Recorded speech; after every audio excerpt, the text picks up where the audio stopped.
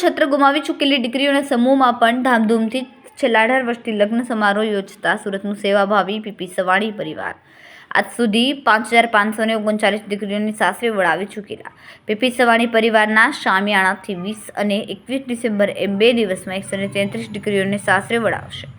રાજ્યના મુખ્યમંત્રી ભૂપેન્દ્રભાઈ પટેલ, નાયબ મુખ્યમંત્રી હર્ષભાઈ સંઘવી, ઉદ્યોગ જગતના મહાનુભાવો હાજર રહીને પિતાની છત્રછાયા ગુમાવી ચૂકેલી દીકરીઓનું કન્યાદાન કરશે। વિવાહ 5 ફેરાનાથી શરૂ કરીને આ વર્ષ કોયલેડી નામે યોજાઈ રહેલા લગ્ન સમારોહ અનેક રીતે અનોખો હોય છે। પીપી સવાણી પરિવારના મહેશભાઈ સવાણી અત્યાર સુધીમાં પિતાની છત્રછાયા ગુમાવી ચૂકેલી હજારો દીકરીઓના પાલક પિતા બની ચૂક્યા છે। પીપી સવાણી પરિવાર દ્વારા આજ લગભગ 5539 દીકરીઓનું કરિયાવર સાથે કન્યાદાન કરવામાં આવ્યું।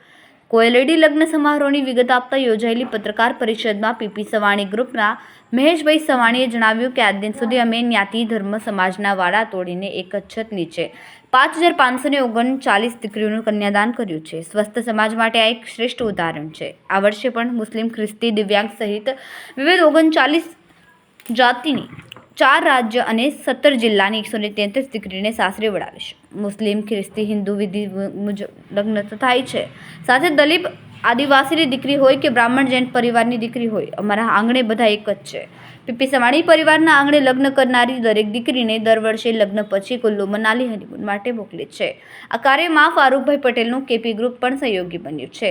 દરેક દીકરી જમાઈ સાથે સમૂહમાં હનીમૂન પર જાય છે, જેની પાછળ ચોક્કસ વિચાર રહેલો છે। વિભિન્ન ધર્મ અને જ્ઞાતિના દીકરી જમાઈ એક સાથે પ્રવાસ કરે છે। 10-15 દિવસ સાથે ગાડી તરીને એકબીજાને સમજવાની તક મળે, મિત્રતા અને પરિવારની ભાવના કેળવાય, વિવિધ ધર્મ અને જ્ઞાતિ અંગે વિગત મળે, તેના પ્રત્યે સન્માન થાય, એ શુભ ભાવનાથી લગ્ન કરનાર નવ દંપતીને હનીમૂન પર સાથે મોકલવામાં આવે। દંપતીની કુંડળી કરતાં જરૂરી છે કે તેમને લોહી મળે। થેલેસેમિયા અને સિકલ સેલ ધરાવતા દંપતી લગ્ન થાય તો તેમની સંતાન પણ આ રોગ વારસામાં મળવાની શક્યતા રહે।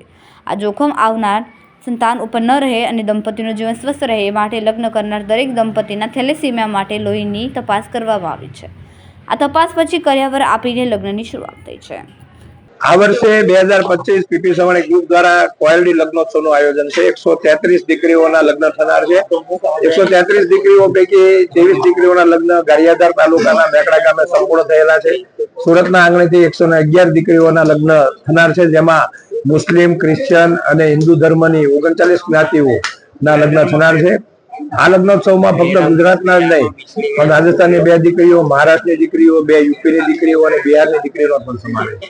મુખ્ય મહેમાનમાં આ વર્ષે કોણ હશે? દર વર્ષની જેમ મહેમાનમાં પણ આ વર્ષે રાજકીય મહાનુભાવો ઉપસ્થિત થશે, સનદી અધિકારીઓ થશે, ગુજરાત રાજ્ય સિવાયના પણ સનદી અધિકારીઓ આ લગ્નોત્સવમાં આવનાર છે।